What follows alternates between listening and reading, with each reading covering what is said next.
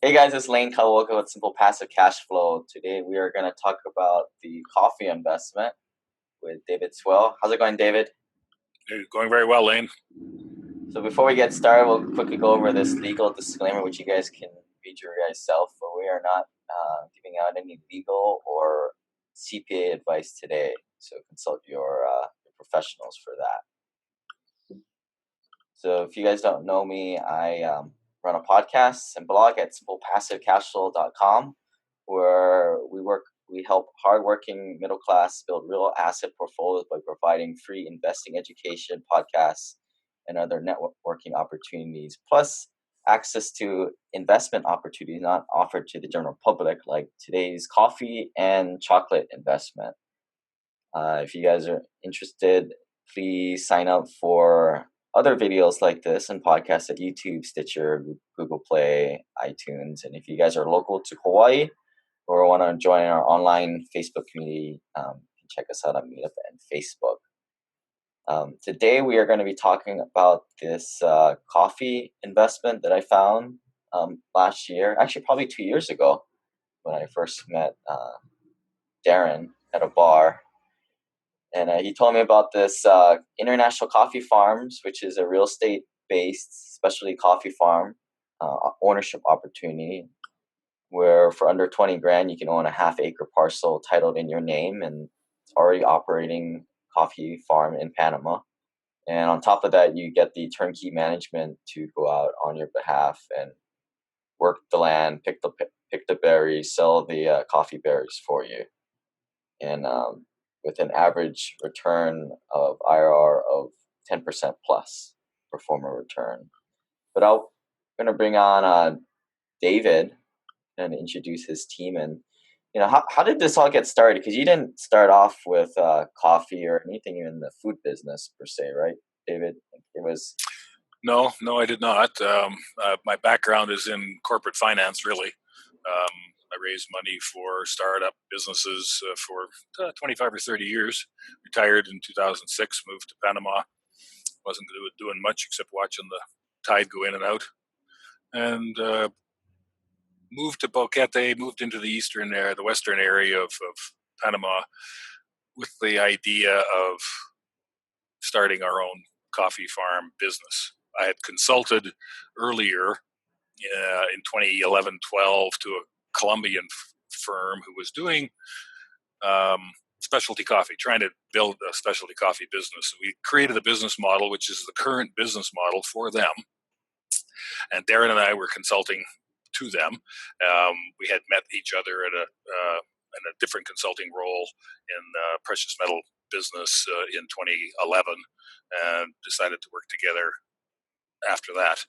We did the consulting work in Colombia. We parceled and sold 640 half-acre parcels for the operators down there in about a year and a half. So we proved the concept of this business model that we're using now in International Coffee Farms here in Panama handily. It worked out very, very well for the operators of the coffee farms in Colombia.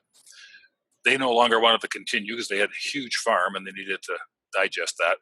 So although Darren and I had continued to live in Panama, not in Colombia, but consulted to them, we decided we would do the same thing here in Boquete. That's when we met Andres here in Boquete. Andres is born and bred in Boquete, been in the industry most of his adult life. He's a professional engineer as well, so he thinks like you do, Lane. And we like that because it's the logical methodology of thought that goes into what he does in coffee, plus his hands-on experience in the dirt. And he's been doing that for a long time. He knows the business cold. He's been involved with the Specialty Coffee Association of Panama for a long period of time. Panama and Boquete are famous for their specialty coffee. The world comes here to Boquete to buy coffee. We don't have to go elsewhere to prove that what we have, they know what we have. And Andres is a key figure in that. So over a spaghetti dinner in 2014, we talked to him, Darren and I talked to him about what our idea was, and he was fully on board from that day on and has been since. And we were reminiscing just the other day about our linguine and clams, and how we decided that we would put international coffee farms together, and that's where we are today. Right. And he's kind of like a Michael Jordan of coffee in that community there. And he's Michael Jordan of the coffee without the bluster. He's very, very private, very quiet. He keeps a low profile. He just simply develops the best coffee possible, and he won't release it to anybody until it is the best coffee possible. His attitude is we should be number one in coffee, and when we are number one, we will release the coffee. And we're in that stage right now where we're growing these farms, turning farms around that we bought that were already producing, planting raw land farms that we can engineer and design to our own specifications, growing those exactly the way we want them, fixing the soil, fixing the varietals that are being planted to meet the demand, doing a lot of the boots on the ground, hard work every day, preparing the business for the time when the trees are producing. We have producing trees now, but not very much. And the coffee is excellent coming off the farms that we've acquired, and will just be that number one coffee that we've talked about when we're finished. And we're producing hundreds of thousands of pounds of coffee in a couple or 3 years. And Andres is ably assisted by Jose Saraceni, who is also an agronomist, and he's our, what we call in Spanish, a mandador. He's the farm foreman.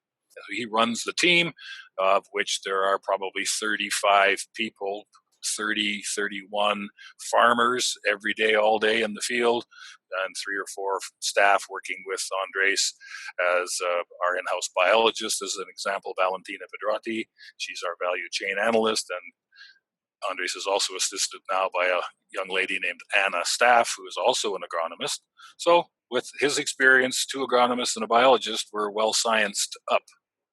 And this is something that I didn't catch on until like halfway through the first day on the coffee tour, was that, oh, you guys aren't just like a cash crop. You guys aren't just stripping all the beans off the trees. This is specialty coffee. So absolutely. Specialty coffee is, like you say, Brazil or Colombia, they grow vast quantities of coffee, but they do it in a commercial fashion. Specialty coffee is managed tree by tree. And we have in the order of 250,000 trees planted now on these farms, and each tree is managed individually. The cherries are picked individually, not mass produced or mass stripped off the branches, one cherry at a time when it's perfectly ripe, and the farmers will pass through the farms many, many, many, many times during the harvest to pick only the ripest cherries that can be processed. So that's one key to specialty coffee. The processing is another key, and that produces zero defect coffee, and we mean zero. Out of that whole bag of beans that you get that looks like a pound, I don't know how many beans are in there because I've never counted them. Maybe we should have a contest to see who can guess how many beans are in the bag. That there's no defects. We mean zero defects, not one defect of bean in that bag. That's specialty coffee, and that's what gets the price that we have forecast in our pro forma, and the price that we're getting now for the, albeit small quantities of coffee we're producing, but it is very high quality. So Darren and I have been at this since 2014, along with Andres. And it's a very well, smoothly operating team. In 2016, we decided that we could branch out into Belize and do the same thing with cacao. And for those of you who don't know, cacao or cocoa is the base ingredient in chocolate. And it's grown on trees too. Big pods of 30, 50, 60 beans inside. The pods are harvested. The beans are taken out of the pods. The beans are fermented for 6 or 7 days, and they're dried for 6 or 7 days in a very specific fashion. And the processing is what turns ordinary organically grown cacao into fine flavor specialty chocolate. It's the key, and 80% of the quality comes from there. So we've been doing that since 2016. We have 3 farms over there in Belize. We have a Belize Cacao Traders operation there. The trading company buys and sells beans. It will buy and sell the beans from the P&E plantations that are the 3 farms we own over there. Also, currently buys cacao from 154 local farmers, which will be 200 to 250 farmers by the end of this year. We buy their wet beans and then we process them into specialty cacao, and then that is further refined into specialty chocolate in our subdivision, or in our other division called Mahogany Chocolate, which is ably run by our executive chocolate maker, Luis Armando Chaco, who has 15 years of experience in chocolate, eats, lives, and breathes cacao and chocolate. And I can say that we have some of the finest flavor, best tasting chocolate that you can ever imagine. And recently we've taken that expertise and rolled out 2 chocolate bars in Belize. We want to be in the retail business as well as the store business that's in the resort in Ambergris Caye, and that we've rolled out 2 bars, one targeted at the high end for tourists to take back home, and one at the local end for the people that live and work in Belize on a daily basis and can now proudly eat some of their own chocolate in a Belizean-made chocolate bar that's not imported from Hershey's or Mars or somebody else, and the price is appropriately adjusted downwards so that they can afford it. So that's what we do over there. Coffee farms in Panama are 10, as we've said before, currently acquiring our 11th farm. They've all been sold out to around 300 individual people who have taken advantage of being a gentleman coffee farmer in Panama, part of our merry band of Panamanian coffee farmers, as we call them. On a managed basis, they control about 545 parcels now and $10 million worth of real estate that we manage for them on a 100% basis. So it's not anything you need to raise a hand to do, but that team we just talked about of 35 people here and probably another 35 or 40 people in Belize do for you every day. But the business model was built on the premise of acquiring underperforming coffee farms, and in the case, just like a wholesaler buys, a distressed house. I mean, it's the same thing. Same idea. We're buying underperforming commercial property and we're rehabbing it, and adding value through capital and know-how, and dividing it into smaller pieces, allowing smaller individual investors to be part of it. That's exactly what we do. It's a totally analogous operation to real estate, except that our tenants are trees, and they don't move out in the middle of the night with my furniture and haven't paid the rent. So trees are the key.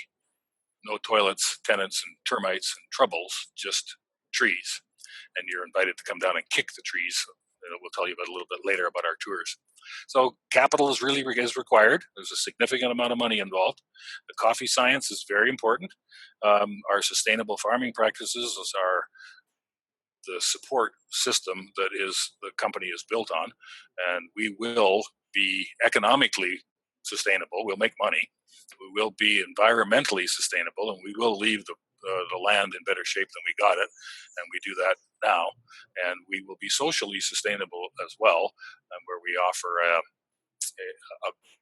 social program to float all the boats in Belize and in Panama for the hardworking daily farmers that you referred to, the hardworking middle-class people and the not-so-middle-class in the farming industries in both Belize and Panama, to compensate them appropriately. One of the things we started, Darren and I, when we first realized this opportunity, was that only 3 cents to 5 cents out of that $4 that you pay Starbucks for a cup of coffee is going to the farmer, and that's not acceptable. So we set out to change that with our socially sustainable program.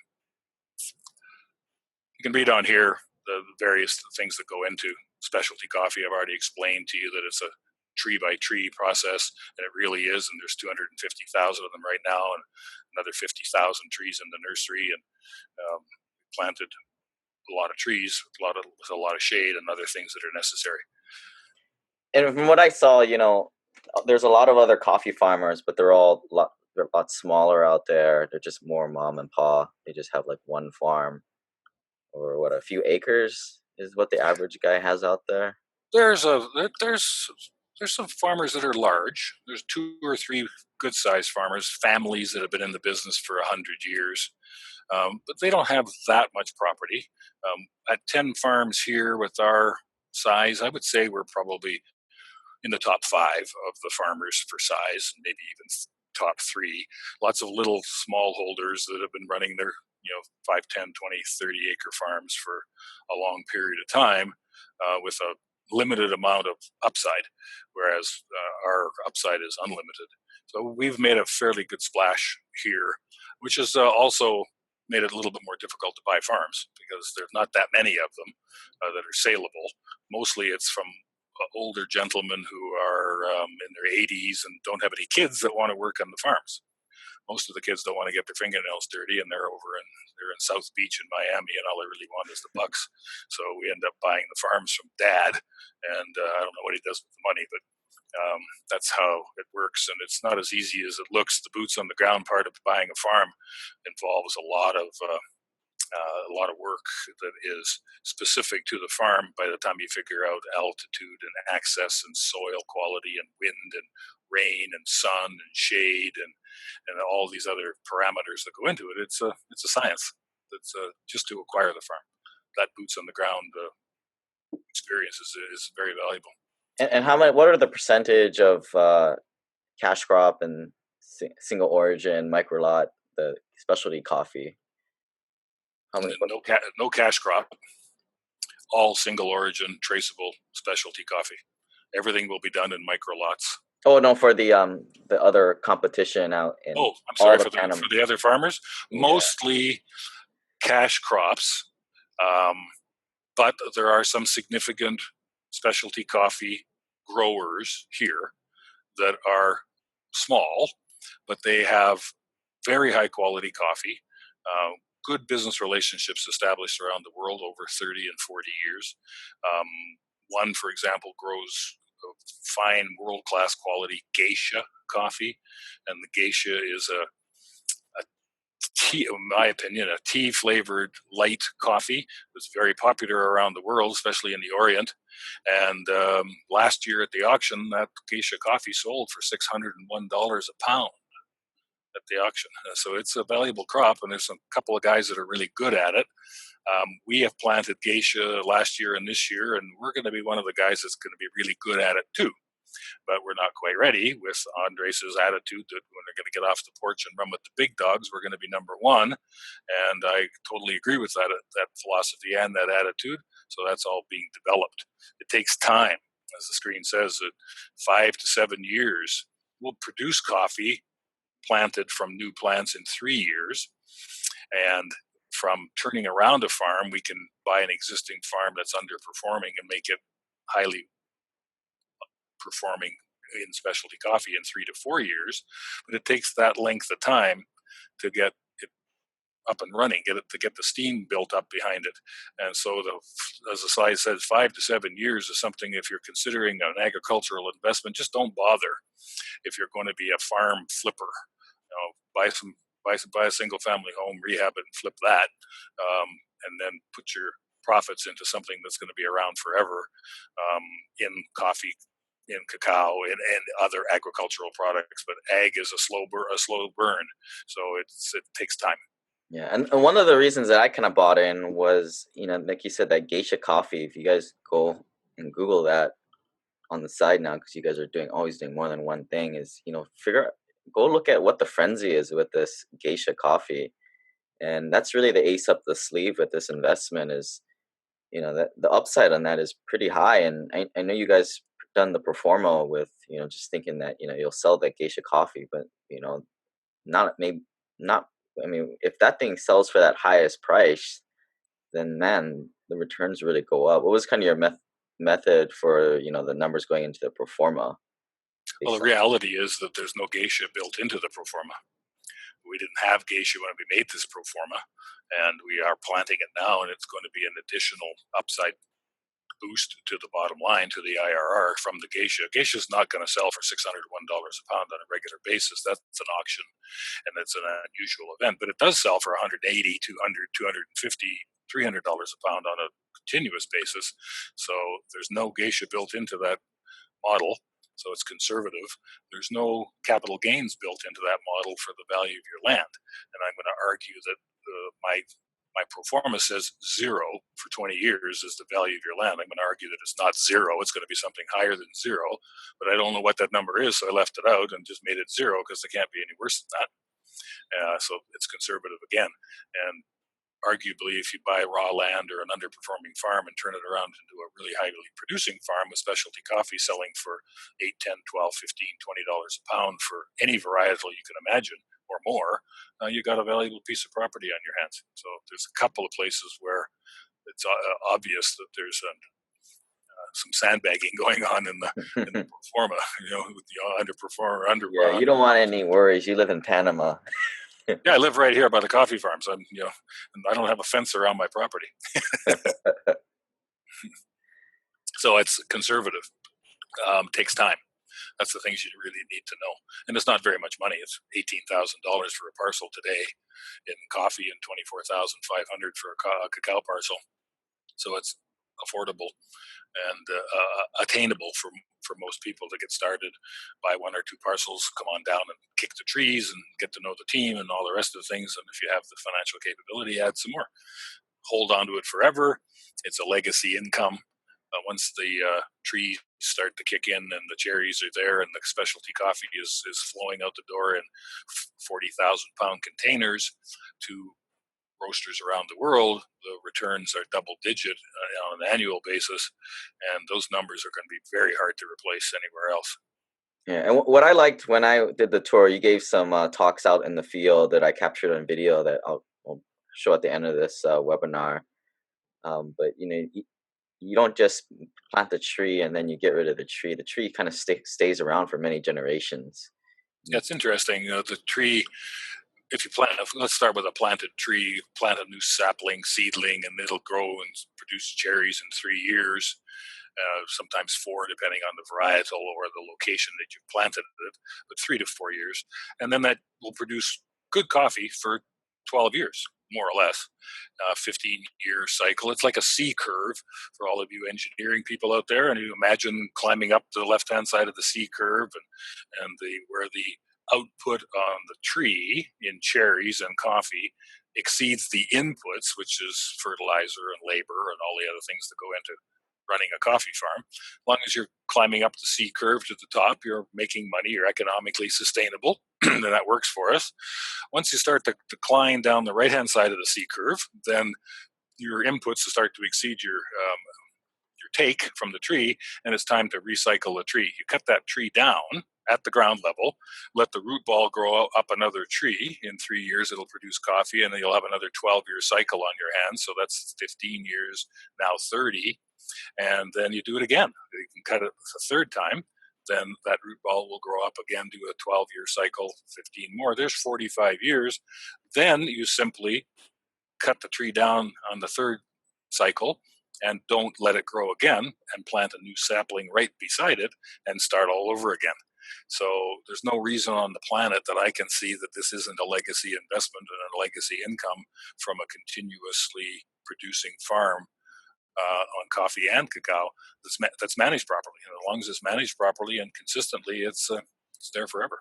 Right, and you're buying land at the end of the day. You own the land. There's no doubt about that. It's yours to do with such as you wish, except we're not going to let you sell your parcels to a Chinese sock manufacturer and put a factory in the middle of my coffee farm.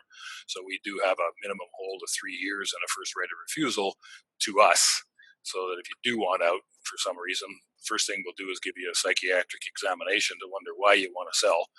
But if you do, then there's opportunities will exist for you to do that, and you'll lose money if you do it in the first 3 years. So there's just not enough time for the investment capital to kick in and produce returns for you. So you'll need to know that this is at least 3 and better 5 to 7 and better if you don't ever sell it.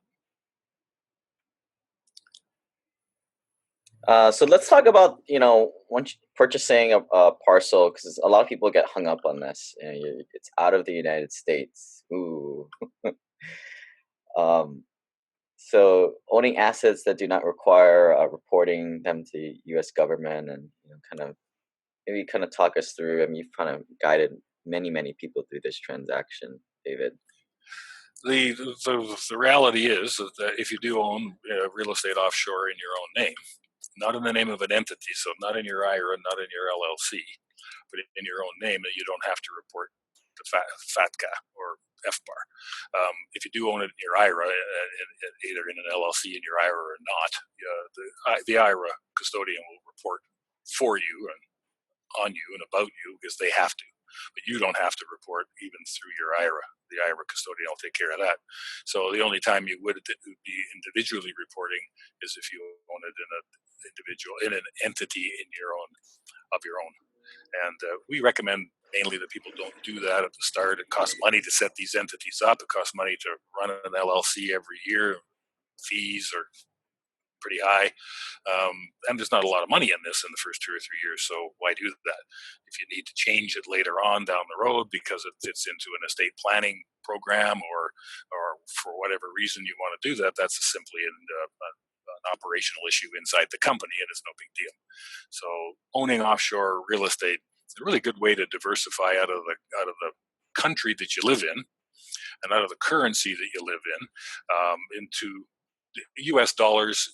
Arguably, you're still in U.S. dollars in Panama. If you didn't know that, it's the currency of the country here. But you get a diversification in your portfolio that's not in lockstep with the stock market, not in lockstep with the bond market, not in lockstep with the ETFs or any other paper form of an asset. It's a hard asset, offshore, private, professionally run, in an industry that's $90 billion with a B, 400 million cups of coffee drunk every day in the United States alone. Probably the first thing that's on your mind the minute you wake up in the morning. And if that's not just coffee, then chocolate is probably on your mind right after dinner. So we got you. We got you from the morning till the night, everything in between. So it's an industry that you want to be part of, particularly when you get a deeded piece of property in a titled coffee farm, 100% professionally managed for you in offshore, that provides security. And that security is important both for you, and it's important both for all of our people too. We have a socially sustainable program that's important to the native Indian, mainly people who are impoverished farmers, traditionally been farming coffee forever and ever and ever. And unfortunately, sometimes and many times, their own people don't treat them very fairly. And you'll see a native Indian lady with 2 kids in the field, standing by a farm, by a tree, picking cherries into a 5-gallon plastic bucket for $2 a day, $2 a bucket. And her rain gear is a hefty garbage bag tied around her shoulders, and the kids don't have anything on. They're all soaking wet. They're working hard. It's not easy, and they're not getting paid enough. That just doesn't cut the mustard around here. So we have adopted a socially sustainable program where we take 20% of the farm's gross operating profits, the operating profits after the direct costs of running the farm. 20% of that goes into a pool that is for the benefit of the people, and it will float the boats of the people who are dependent on us for their income and for their jobs, and we're dependent on them to do the very best they can in picking the right cherries and picking the ripest cacao pods and processing everything properly so that we can produce specialty cacao and specialty coffee, sell them to the world at these exorbitant prices, which the world is more than willing to pay, and is inflating every year as the demand for specialty everything grows. These people get to participate in that 3 cents to 5 cents a cup. Impoverished farmer is not part of our plan. It's not part of our operating history, and we're doing everything we can to destroy that business, both in Belize and Panama. People get better. They get good work. They don't have to do dishonest work, or they don't have to try and raise money doing something for their family that isn't necessarily honest or straightforward. They get a great job. They get good wages, 10-15% higher than everybody else pays. We pay $3 for that can of coffee, 30-pound bag 30 pounds of in a 5-gallon can of coffee cherries that they pick, we pay $3 for that can instead of $2.25. Doesn't sound like a lot to you guys and all of us that live on bigger bucks in North America, but it's big money. It's big money for them, and that doesn't make us the most popular person in the farming industry around here because of the wages and the medical and pension benefits and the money we pay them. But that's tough. It's the way we treat our people is fair. And just so you know, 50% of the cost of producing a pound of coffee is in the labor, and turnover in labor is expensive.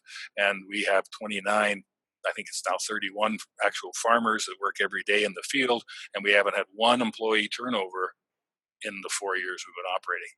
That makes business sense to me. Yeah, so and I see that this is kind of where you guys excel. I mean, you guys attract the best talent to actually take care and pick. This is the person picking the right berries and leaving the bad ones. So it's a very high care kind of job, and it's just all around. It's a good thing. I think a lot of these guys are like natives. So yeah, virtually 100%. Right. They don't go to school. Not saying that there's nothing wrong with that, but they are going to, and you guys kind of make that possible. Yeah, 3 years ago, we had the socially sustainable program put 9 kids into school. Last year there was 21 kids were in school, and this year 61 kids are in school. So the idea is catching on, and even a couple of the moms went back to school this year to get an education to keep up with their kids, which is really, really good. I think it comes from the fact that dad has got a good job, and he's been working for the farm for 4 years. He's being treated fairly. They got a cool place to live. It's not up to our standards necessarily, but it's a whole lot better than the normal standards. So they have running water and flush toilets and electricity and 5-inch foam mattresses to sleep on, and a gas-operated kitchen stove so they can cook their food properly without causing themselves health issues. So all in all, it's a pretty good thing. And I think mom's comfy with the fact that dad's working and the paychecks are every Saturday. We've had 52 payrolls every Saturday for almost 4 years. That's 200 payrolls, and we've never missed one, and we've never been late on one. It says 12 o'clock is payday, 12 o'clock's payday. And I think that's got, over the years, adopted such that mom can relax a little bit and go and look after herself. It's very, very important to us that this continue. And we just got the list today.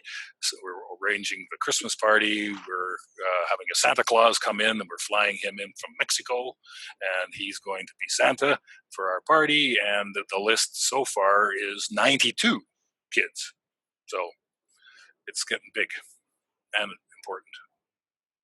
The screen tells you here what I've just finished telling you verbally.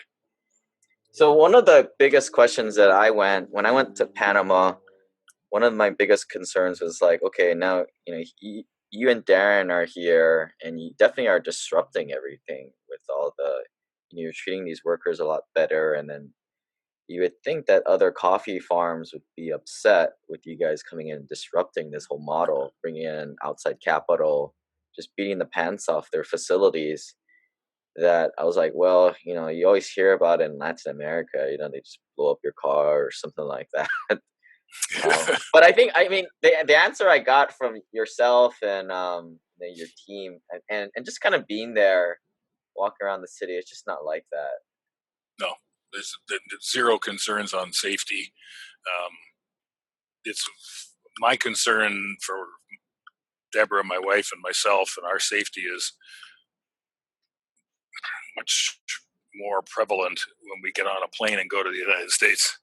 When we're landing in Miami or Houston or wherever we're, LA or wherever we're, Vegas or wherever we're going for a business trip. Here is America's been involved in Panama since the canal, and they took it over from the French, who were failing to build the canal in 04, and finished it in 1914. And America has been a friend of Panama's for a long, long, long time, and people are very happy with North American people, very used to North American people. English is spoken in quite a lot of places, though I strongly recommend you pick up some Spanish if you're going to come here. It's a great place to live. I call it a halfway house for gringos. It's easy. You can come here. It's not very far away, 2-3 hours to the grandkids if you want to retire down here. It's feet, pounds, inches, miles, gallons, yards. So all of the nomenclature is the same. It's the U.S. dollar. It's a really, really strong economy. It's grown as high as 16% on an annual basis. It's averaged over 6% GDP growth in the last 5 years.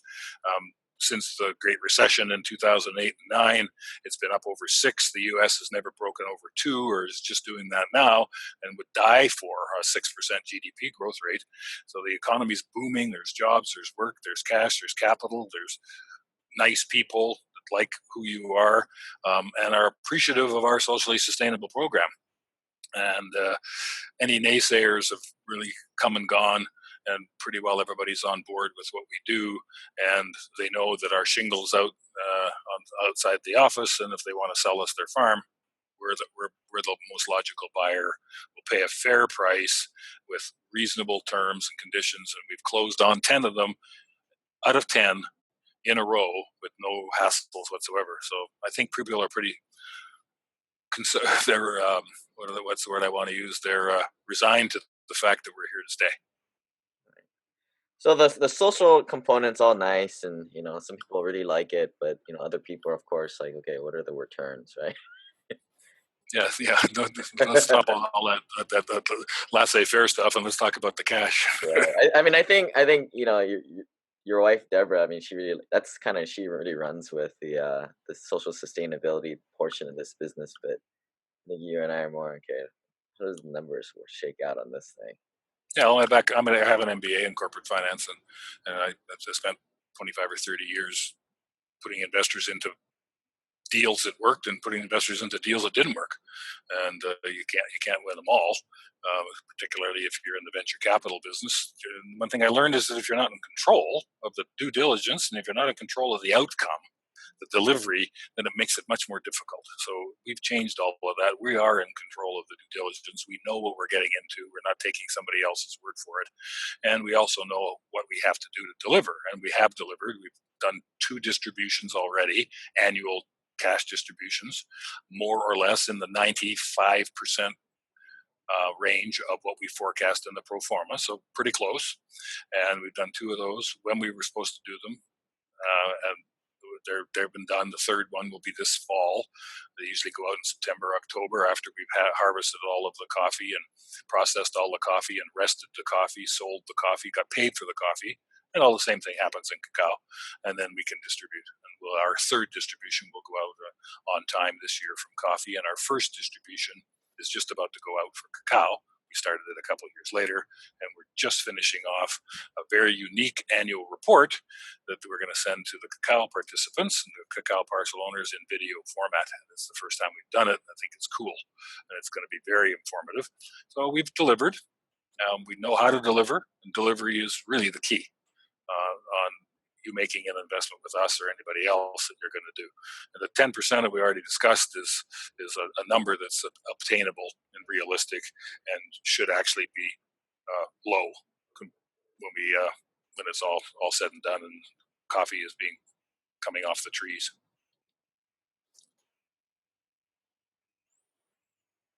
So I went on one of these coffee farm tours, and again, I'll put the video at the end of this webinar. But it's good fun. It's fun. It's a bunch of like-minded people. We get 12 to 15 people. We keep it small so we can have a group of people that resonate with each other. People meet other like-minded investors on the tour, and they remain friends for some length of time, 3 and 4 years now. We've been in business. People are still communicating with each other, passing around their emails, introducing other people and other friends to us and to the industry and to the business. So it's fun. We eat a lot of food. We drink some good wine. We go and kick a lot of trees. We run around farms. We hike. We do this. We do that. We cup coffee in our own. We have our own laboratory, and we'll teach you how to cup coffee so you can understand what goes on in the professional analysis of a coffee and how the scoring system is put together. And then we'll also teach you how to make a good cup of coffee, because there's a million ways for you to ruin really good coffee at home with in the preparing process. You're half asleep in the morning, and you want the caffeine, and the coffee sometimes doesn't get processed quite as properly. So you learn how to do that, and you learn about the economics of the business. You'll learn about the socially sustainable program. You'll come and meet the farming people. You'll see how they live. You'll come and meet our biologist, Valentina, and she'll show you our worm hotel. We have our own vermi composting system here where we have millions and millions of California red earthworms in a facility that processes the waste products that come off the processing mill, which we own our own processing mill as well. And those waste products that come off there are handled such that there's nothing toxic going into the environment. So it's a zero sum game when it comes to the effluents and the byproducts of the processing, where nothing reaches the environment. And we managed to take back quite a bit of the product so that we could use in our own system to recycle things like the pergamino parchment paper that surrounds a coffee bean gets gathered up in big bags, and we use that in our furnaces to produce the heat that dries the coffee. So everything gets used up, nothing gets wasted, and nothing goes to the environment that's toxic or damaging. And we're proud of that. It's a big deal for us. The environmentally sustainable part of the three pillars that we have is important. It's not just lip service as well. Yeah, so I bought probably like beginning of last year, I think. Oh shoot, I'm kind of blanking on the name of the. I think it's one of the higher altitude ones, which I was kind of excited about getting that one. But now's kind of like the first big crop that's coming out this year, right? This year's crop isn't going to be too big. It'll be there's a cycle in coffee, and it's a 2-year cycle. There's sort of a boom and bust. The boom cycle is when everything comes out and there's a lot more than you would normally expect. Then the next year there's somewhat less what you can expect. This year is a somewhat less year of a natural cycle of 2 years. And most of the coffee that we planted is still too young to produce coffee. So the producing farms that we bought and that people invested in will produce coffee more or less on the same amount as last year, or more or less on the same amount for the distribution, more or less the same amount we forecast. Because we know what we're doing when we did the forecast, because it's all based on the parameters of a coffee business that's mature in Boquete. So we just use the numbers that have been going on for 250 years here. Didn't try and reinvent any wheels, just use what we knew we had. So the coffee, but next year will be a little bit bigger. But 2020 is when the real coffee starts to hit the ground, and these 250,000 trees are all going to start producing coffee at that time. And in cacao, the same.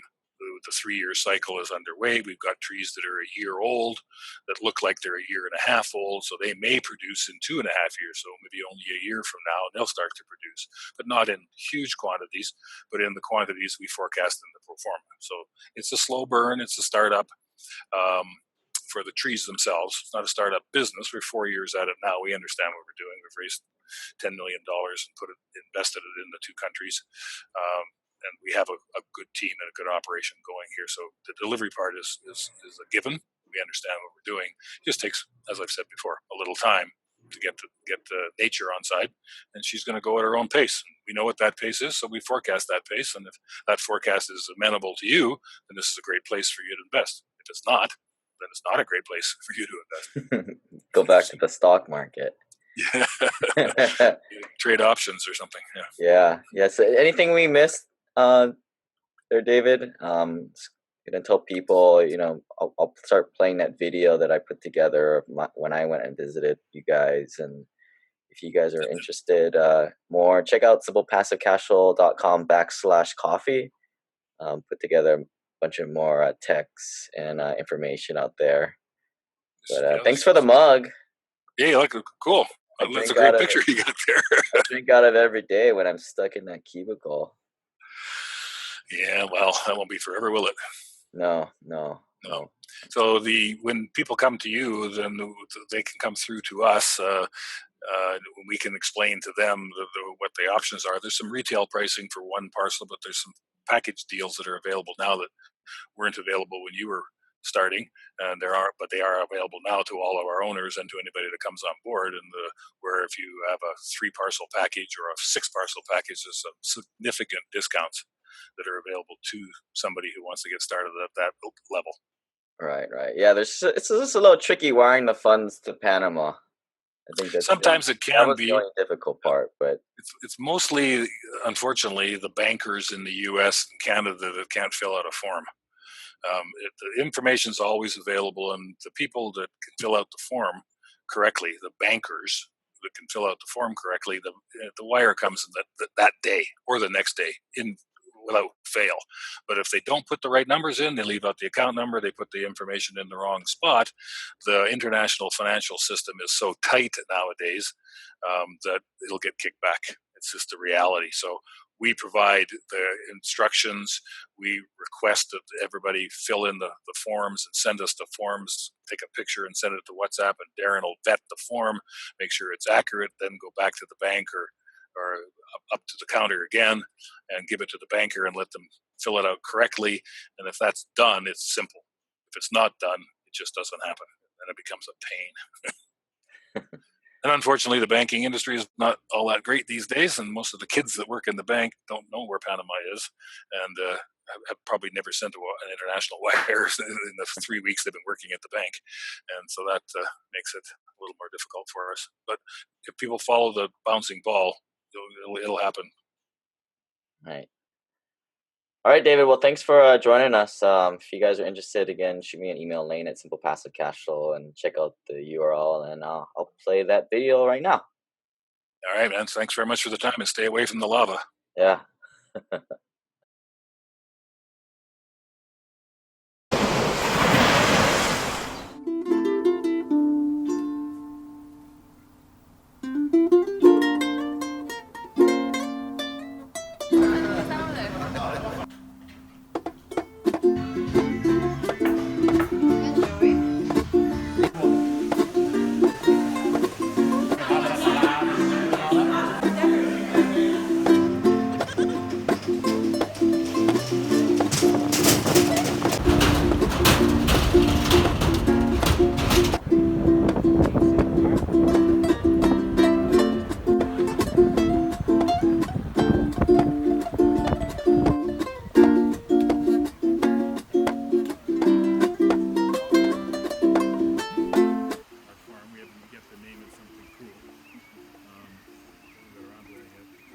Other farms in the area.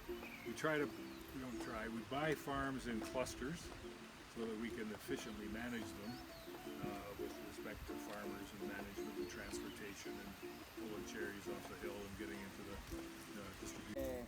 The traditional way that you can see there, according to the hill, so that promotes erosion.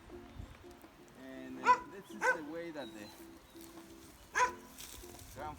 grandfather used to do. Some people doesn't change, but here we do the best way to control erosion and keep the soil in good condition. So we plant it in contours in a horizontal way at the level, not exactly level, but to make the work much in this way because they block the sunlight itself, and then they promote more growth to the middle of the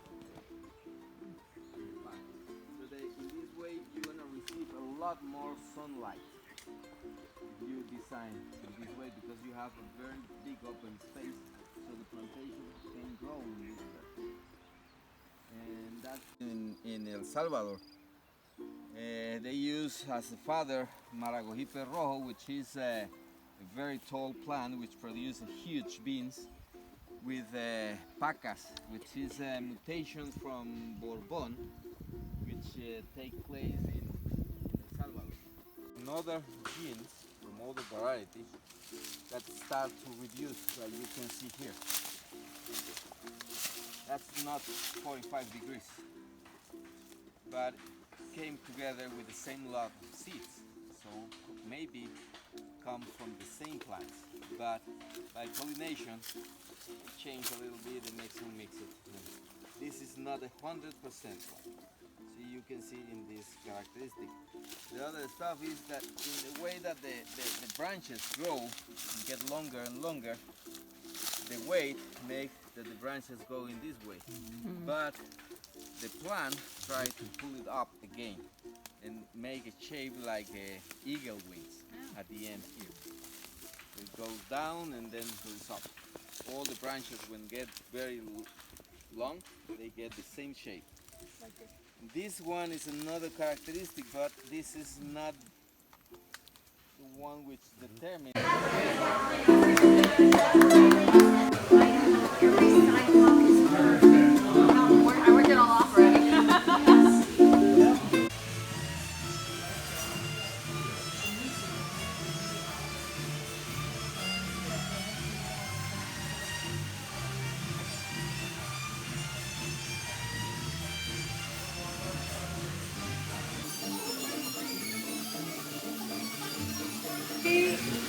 Smile.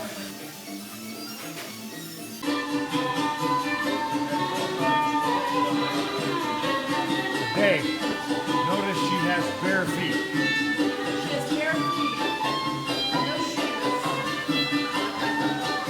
As they should be.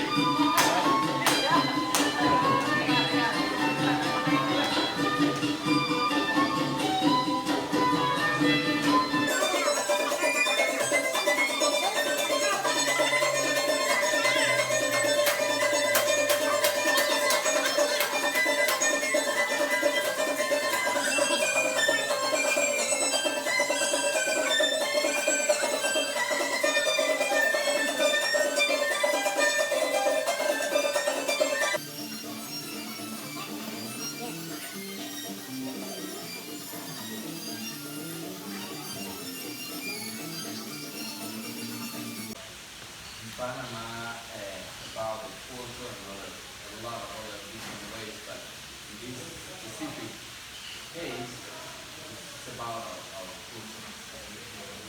So thanks again to the company and all the people involved, investors, everybody.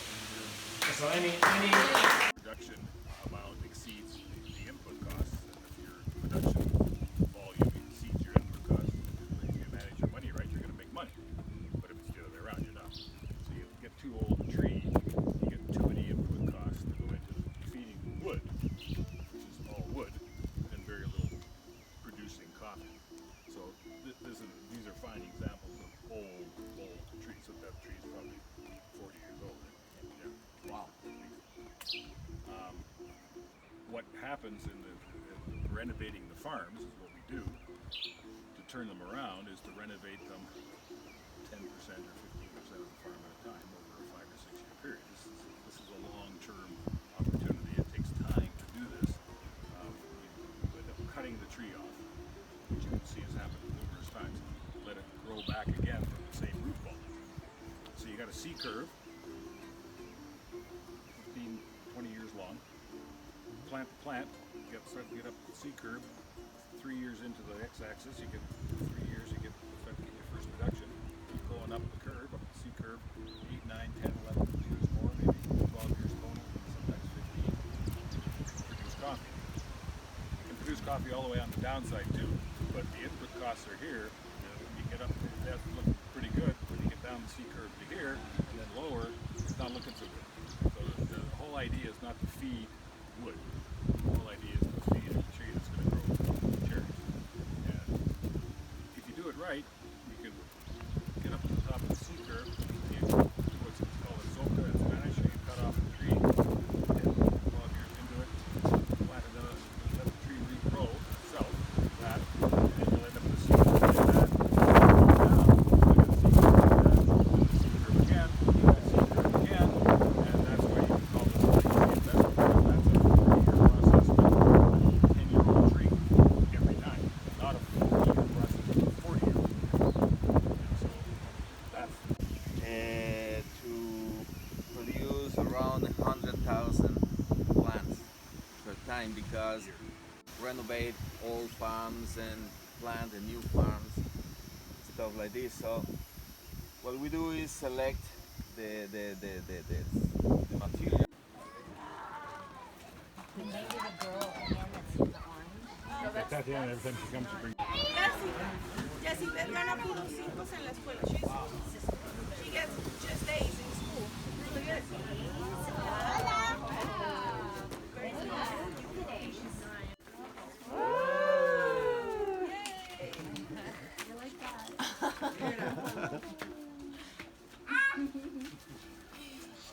Yeah.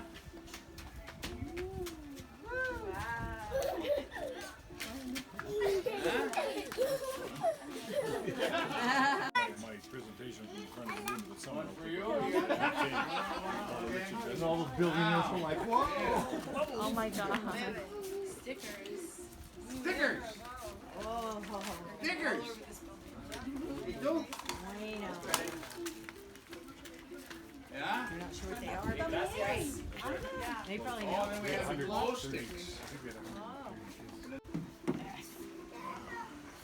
But right now they just finish the maintenance and put everything together again, piece by piece. And there are some modifications I made.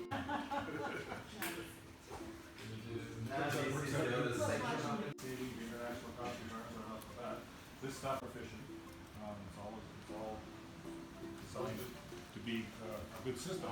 And then Protein and some other stuff inside that. And then if you do all the process correctly, To have to develop this project basically because coffee industry is one of the most, or if you don't take care of the way you process the worms that are in the soil, they are slower, they eat less. That's why we eat this. Here. Thank you very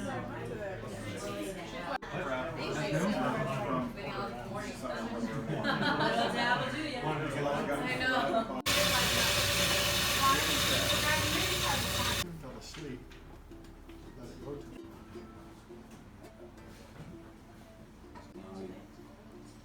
saturate all.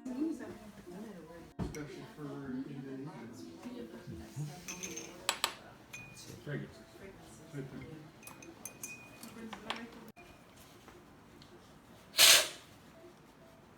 The more you agitate your tongue, the Month. One-on-one, like a combo.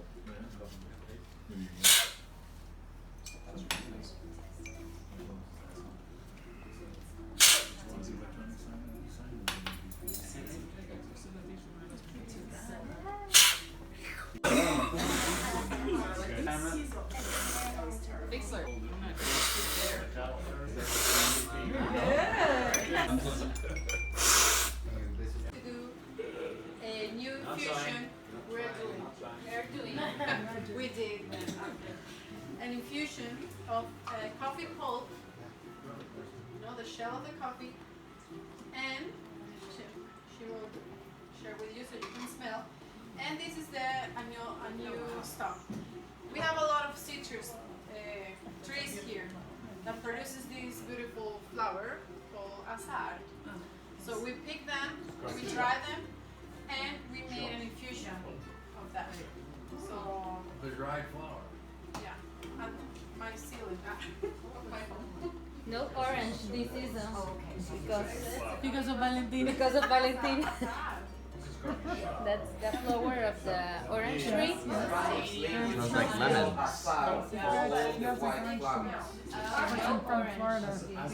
Orange trees all over. Nice. This is this flower. This is the flower of the dry. What you do want to avoid is buying ground The red skin. that was already, with the bag. This is the flower fresh. Valentina has the dry. So pungent. You want it dry? This is the azar flower from the orange tree. This is fresh. This is dry. Because it's dry, it's a nuisance. So we're putting both of these in there. Oh, no fresh, just dried ones. Yeah, to do it in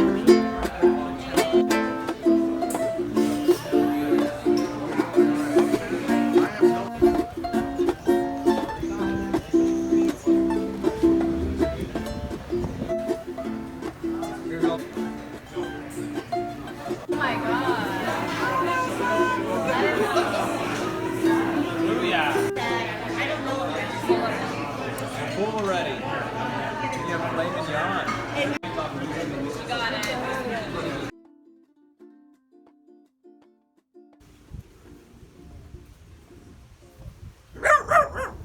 It's obviously right. The price, the location, the microclimate. Good stuff you can see here is this on.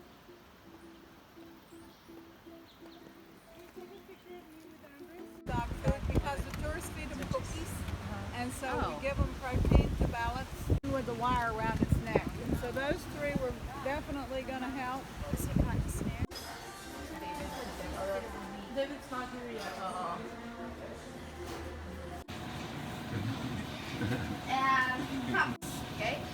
Our beans are from Belize, but also we have beans for a farm in Boca del Toro. Profile, we only take the, when the beans are cracked and they are neat, it's called.